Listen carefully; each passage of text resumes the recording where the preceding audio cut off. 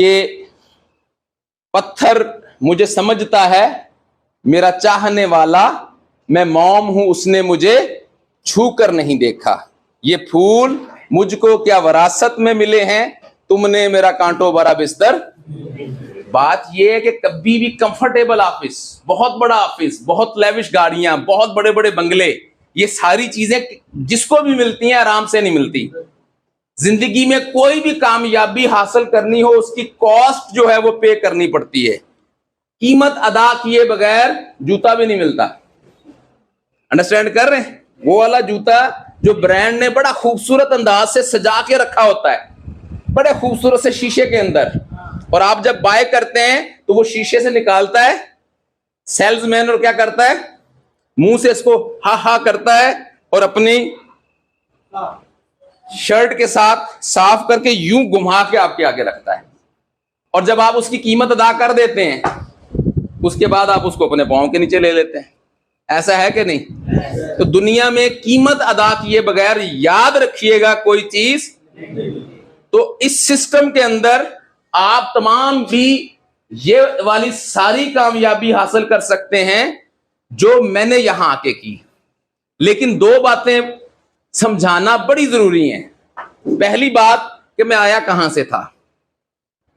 मेरी मुश्किलों से कह दो मेरा खुदा बड़ा है, तो मैं कहां से आया जो अचानक आके ये इतना बड़ा निजाम खड़ा कर दिया, ये बड़ा इंपॉर्टेंट है, पहली बात। दूसरी बात कि इसके बाद क्या किया, ये तो 31 दिसंबर की कहानी है। अब तो इस बात को गुजरे हुए भी कितने महीने गुजर गए? 5 माह गुजर गए। जिस महीने कंपनी से मैंने ग्लोबल एम्बेसडर का रैंक विन किया, उस महीने का मेरा जो रियल्टर बोनस था, पहले रिवॉर्ड मिला के मेरी आमदन बनती थी, अब मैं रिवॉर्ड के अलावा बता रहा हूं, 2.5 करोड़ जो कंपनी से रिवॉर्ड लिया, उसके अलावा जो मेरा सिर्फ रियल्टर बोनस, टीमों की सेल्स का जो शेयर 7 लेवल तक जो बिजनेस होता है जो आपको मिलना होता है, अल्हम्दुलिल्लाह वो 1 करोड़ से क्रॉस था। कौन से महीने का? दिसंबर की बात कर रहा हूं। जनवरी का मेरा जो बोनस था 1 करोड़ 63 लाख रुपए का था। फरवरी का बोनस 2 करोड़ 1 लाख रुपए का था। मार्च का बोनस 2 करोड़ फिर 60 लाख रुपए का था। उसके बाद अप्रैल का मेरा बोनस 2 करोड़ 83 लाख का था। और अल्हम्दुलिल्लाह अभी जो मई में मैंने बोनस लिया 3 करोड़ 1 लाख 1 महीने की आमदन। एक बात को बुरा तो नहीं मनाओगे? मेरे एक दोस्त हैं, वो बड़े मुस्कुरा के अक्सर कहते हैं नहीं दियो, मजाक है। क्या ख्याल है? मैं क्लेम कर रहा हूं 3 करोड़ पर मंथ। क्या ख्याल है? सेल्स की दुनिया में किसी भी प्रोफेशनल के लिए 3 करोड़ रुपया 1 महीने में कमाना, कि मैं जाती तौर पे समझता हूं, या आप शायद समझते हो कि ये इंसानी कमालात की इंतहा है। लेकिन दोबारा बता रहा हूं, ये इंतहा नहीं, अभी तो इब्तदा है, अभी तो पार्टी। वजह क्या है समझ के जाना है।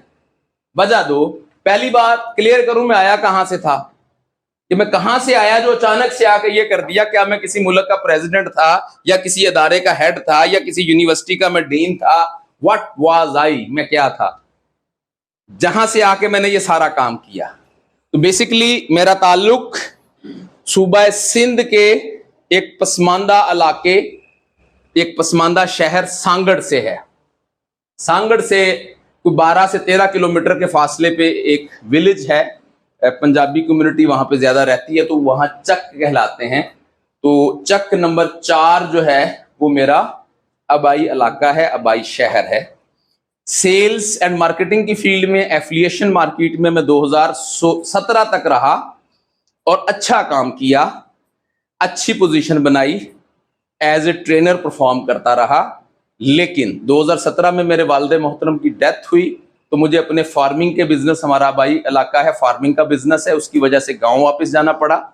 और अगले 3-4 साल मेरे अपने गांव में गुजरे, जहां जाके मैंने फार्मिंग में काफी कुछ करने की कोशिश की। और 4-5 साल की मेहनत के बाद अपनी ज़मीनों पे पपाया के बागात लगाए, जिसको पपीता कहते हैं। बड़ी एक्सपेंसिव फसल है, 1-1 एकड़ के अंदर सिर्फ पपाया का बाग तैयार करने पे 8 से 10 लाख रुपए का खर्चा आ जाता है। और मेरा 2019 के एंड की बात है, मेरे पास सांगड़ में 12 एकड़ के ऊपर मेरा पपाया काश्त हुआ था। फ्रूटिंग पे था उस वक्त पपाया, और अचानक से एक अटैक हुआ, एक हमला हुआ, जिसको टिड्डी दल अटैक कहते हैं। शायद आपने न्यूज में सुना हो, लोटस अटैक, जिसमें टिड्डियां जो हैं ये हजारों नहीं, लाखों नहीं, करोड़ों नहीं, अरबों खरबों की तादाद में आ गई थी। और उन्होंने आके तमाम तर फार्मिंग के बिजनेस को क्या कर दिया, ना फसलें रही, ना बागात रहे, कुछ नहीं, जीरो कर दिया। जहां वो आती थी खत्म। यकीन करें, जब वो आई हैं तो प्रैक्टिकली मैं अपने मुलाजमों के साथ, हारियों के साथ, वो 3 डब्बे लेके टक टक टक टक टक बड़ा कोशिश की हमने उनको भगाने की, लेकिन वो उनके कान ही नहीं है, वो सुनती नहीं है। तंग आके मतलब कुछ समझ नहीं आ रहा था क्या करें, तो गन निकाल के हमने हवाई फायरिंग तक की हैं, नहीं गई। जहां जहां कुछ सूखी चीज लगी नजर आई, उन चीजों को मैंने आग लगा दी, धुआं कर दिया, लेकिन वो तब तक नहीं गई जब तक उन्होंने वो सारा कुछ खत्म नहीं किया। सिंध में ट्रेंड है, हमारे यहाँ जिम्मेदार में, हर एरिया के जिम्मेदार में ये ट्रेंड है कि हम जब फसलें काश्त करते हैं तो हमारे पास पैसे नहीं होते, हम वहां क्या करते हैं, उधार लेते हैं। आड़ती उसको हम कहते हैं, आड़ती से उधार लेते हैं। फसल तैयार होती है, पहले वो अपने पैसे काटता है, बाकी चीजें हमें आमदन बाद में देता है। तो तमाम तर चीजें जो वो उधार पे चल रहा था सर्कल, फसलें तबाह हो गई और बुरी तरह से फंस गए, लाइबिलिटी सर पे आ गई, जिसको कहते हैं ना लाइबिलिटी के कुत्ते खतरनाक किस्म के। तो कुछ एनिमल्स मैंने बेचे, बेच के उधार चुकाया। और कुछ सिचुएशन इस तरह की होगी, वो जिसको आपने सुना होगा अक्सर ना, कि इंशा जी उठो अब कूच करो, इस शहर में दिल का लगाना क्या, ठिकाना क्या। बरल अब इस्लामाबाद आया, आजम भाई अक्सर यहाँ आप लोगों को मिलते होंगे, मेरे पुराने दोस्त थे, इन्होंने कराना सब छोड़े, आप कहाँ पढ़े लिखे आदमी हैं, भैंसों में फंस गए, गांव देहात में फंस गए, बाहर आए, इस्लामाबाद आए, ये एक बड़ा शहर है, यहाँ आके कुछ अच्छा करते हैं।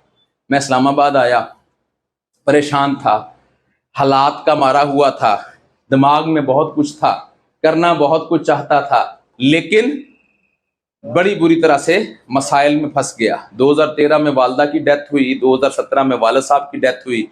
घर का वालिद साहब के बाद बड़ा मैं था, मसाइल की वजह से मैं खुद फंस गया, समझ ना आए। वो पंजाबी च कहते ना, मैं केड़े पासे जावा, मैं मंजी किथे डावा है, वो वाली सिचुएशन बन गई।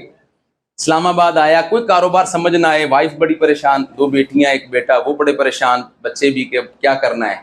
तो मैंने इस्लामाबाद आने के बाद एक बहुत जबरदस्त काम ढूंढा और वाइफ को बड़ी पुरजोश स्टाइल से कॉल की कि बहुत अच्छा काम मिल गया है, 2020 की बात है, बस मैं 1 महीने में काम सेट कर रहा हूँ और आप ऐसा करो, आप लोगों को मैं इस्लामाबाद बुला रहा हूँ।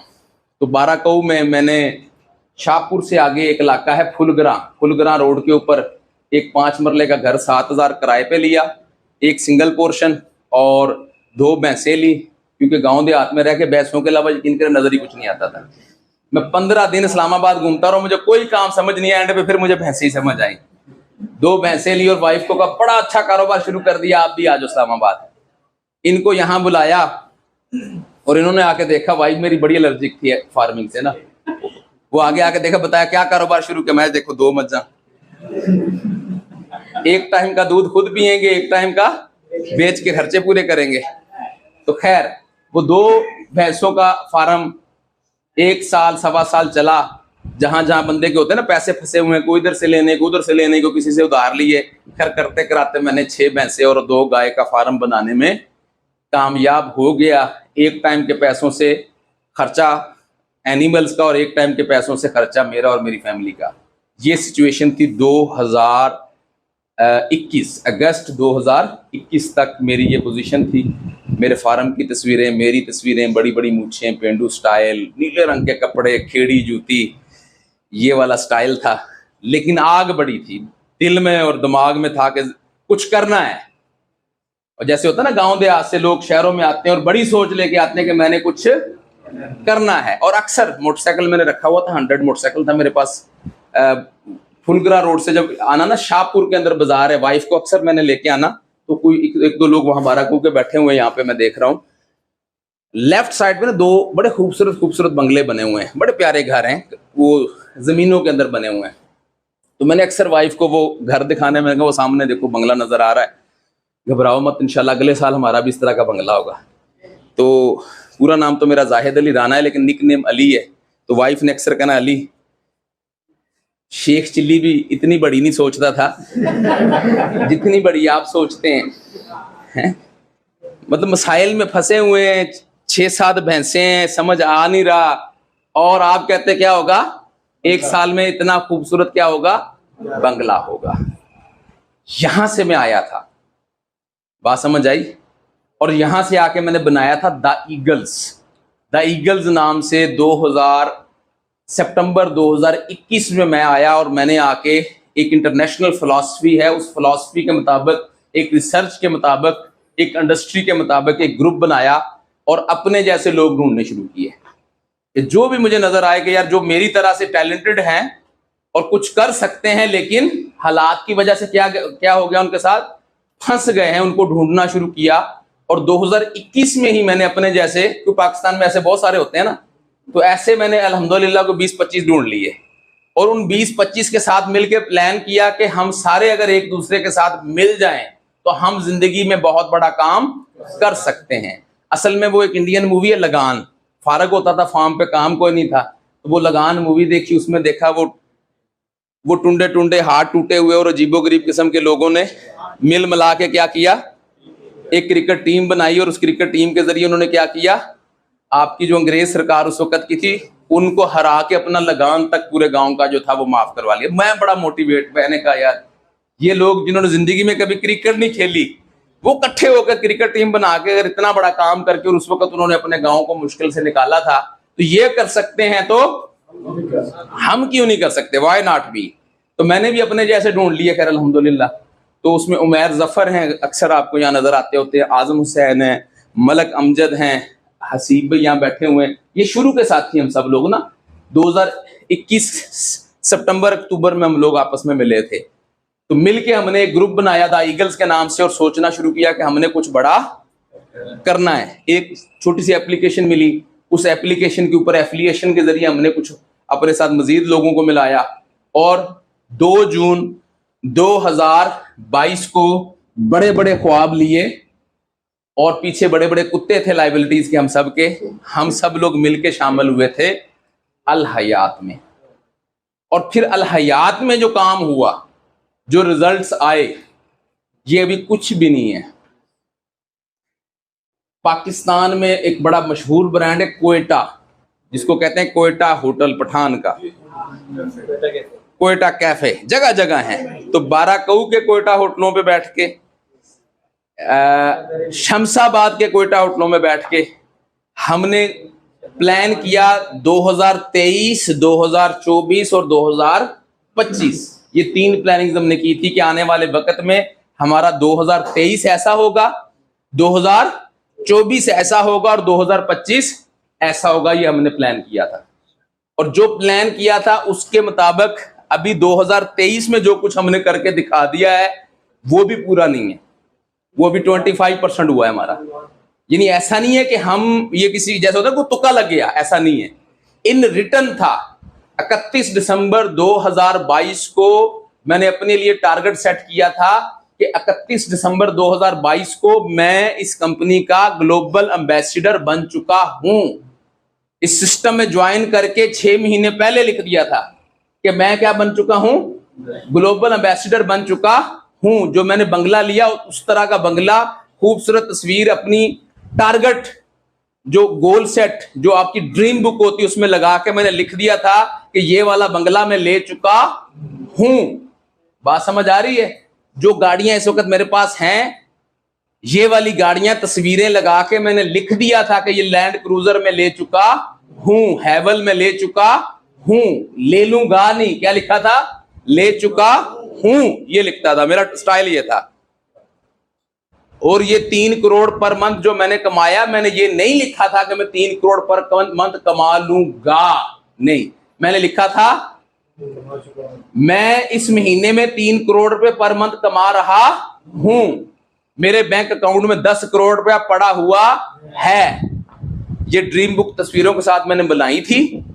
बनाने के बाद रोजाना नमाज फजर के बाद मैं अपनी ड्रीम बुक को उठाता था और फील करता था, फीलिंग्स कि ये वाला घर में ले चुका हूं। बड़ा मजा आता था, आंखें बंद करके अपने घर के गेट दरवाजा खोलता था। अब 7 मरले के घर में रहता था, 5 मरले के घर में 7,000 किराया, वो भी बिल्कुल सीमेंटेड, रंग नहीं हुआ था उसको। किचन भी सिर्फ एक स्लेब, कोई उसके ऊपर बॉक्स या कोई इस तरह की चीजें नहीं बनी थी। और इस तरह के घर में मैं फील क्या कर रहा हूं, एक बेहतरीन बंगले में मैं दाखिल हो रहा हूं। ये मेरा लॉन बना हुआ है, ये बच्चों के खेलने की जगह, ये ड्राइंग रूम, ये टीवी लॉन्च और ये चीजें। अच्छा, बड़ी फीलिंग्स आती थी। क्या आती थी? फिर अपने घर से निकलता था, क्योंकि उस वक्त गाड़ी उस तरह की नहीं थी, यूज्ड मैं ले ली थी मैंने गाड़ी 2000, जब मैंने ये ड्रीम बुक बनाई 2012 का मॉडल मैं ले चुका था उस वक्त, Toyota Corolla GLI Sindh number, red wine colour की थी। लेकिन सोचता क्या था, मैं घर से निकल रहा हूं और आगे क्या खड़ी हुई है, प्राडो खड़ी हुई है।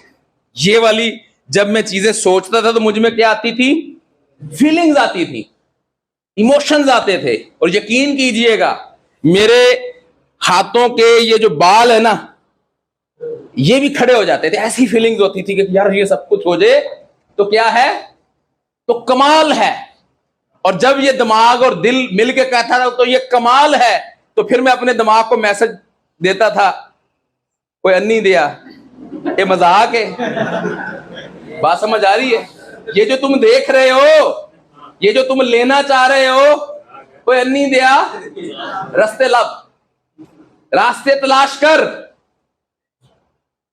मुझे इन सब चीजों तक पहुंचाने के लिए किन किन चीजों की जरूरत होगी, मेरा लाइफस्टाइल कैसे होगा, मेरा उठना कैसे होगा, मेरा चलना कैसे होगा, मैं दिन कैसे गुजारूंगा, मैं वक्त कैसे गुजारूंगा, अपने एक एक लम्हे को मैंने अपनी उन प्लानिंग्स को कामयाब बनाने के लिए, हासिल करने के लिए फिर इस्तेमाल किया। और अल्हम्दुलिल्लाह कुछ लोग यहां बैठे हैं, उन्होंने देखा जब मैं अल हयात में आया तो किस तरह से एक खुले से हाल में बैठ के एक पूरा मजमा लगा के सुबह 10 बजे से लेकर रात 12 बजे तक 1 to 1 के ऊपर मुख्तलिफ लोगों के साथ मीटिंग्स, प्रेजेंटेशन, और उस सब का फिर ये नतीजा हुआ। अंडरस्टैंड कर रहे हैं? अगर आप में से कोई बड़ा काम करना चाहता है या चाहती है तो जो आप सोच सकते हैं वो आप, अल्लाह ताला ने इंसान को बहुत सारे कमालात से नवाजा है। मैंने ये सब कुछ करने का प्लान क्यों बनाया, द ईगल्स के नाम से एक ग्रुप बना के अपने जैसे लोग क्यों ढूंढे, उसकी वजह यह थी कि जब मेरे पास करने को कुछ नहीं था तो कुछ किताबें मिली, जिन किताबों ने मेरे दिमाग की जो बंद खिड़कियां थी वो खोल दी। मैंने स्पेशली कुरान की तरफ जब रुजू किया, कुरान को सवाब की बजाय पढ़ने के, समझने के लिए जब पढ़ना शुरू किया, और उसमें 2 स्टेटमेंट्स जब मेरे सामने आई। पहली स्टेटमेंट जिसमें रब वो जात जो कहे कुन फाया कुन, सिर्फ कहने से पूरी कायनात बन गई। वो रब इंसान को इंसान की हकीकत बताने के लिए कसम उठा रहा है। कुरान में बार बार है अकल वालों के लिए निशानियां, अकल वालों के लिए निशानियां। तो एक जगह पे अल्लाह ताला कसम उठाते हैं, एक बनी 4 कसमें इकट्ठी उठाते हैं। इसका मतलब यह है कि अब रब जो कहना चाह रहा है बात बड़ी इंपॉर्टेंट है। तो अल्लाह कुरान में कहते हैं, ये 2 वाक्य बताऊंगा जहां से मैंने माइंड किया था कुछ बड़ा करने का, और जो हुआ है अभी आटे में नमक के बराबर भी नहीं है। इंशाल्लाह पूरी बात समझा के जाऊंगा। अल्लाह कुरान में फरमाते हैं वत्तीन, अल्लाह कहते हैं मुझे कसम है अंजीर की, व जैतून मुझे कसम है जैतून की, व तूरे सीनीन मुझे कसम है पहाड़े तूरे सीना की, व हाज़ल बलदल अमीन मुझे कसम है अमन वाले शहर। 4 कसमें। अब रब ने जब 4 कसमें उठा ली, इसका मतलब है अब जो रब कहेगा बात बड़ी इंपॉर्टेंट होगी, बड़ी कोई खास बात, बड़ी कोई अहम बात रब्बे काबा हमें समझाना चाह रहे हैं। तो रब इसके बाद क्या कहते हैं, लाकद खलकनल इंसाना फी अहसन तकवीम, कि मैंने इंसान को बेहतरीन तरीके से, खूबसूरत तरीके से, एहसन तरीके से बनाया है, खल्क किया है। यानी कि अल्लाह कहता है मैंने इंसान के बनाने में कोई कमी नहीं छोड़ी। अगर कोई कमी है तो इंसान को खुद को समझने में कोई कमी है। दूसरी जगह हदीस कुदसी अल्लाह फरमाते हैं कि ऐ इंसान, अगर तुम अपने आप को पहचान जाओ, अगर तुम अपनी असलियत को पहचान जाओ तो पूरी कायनात को मुसख्खर कर सकते हो।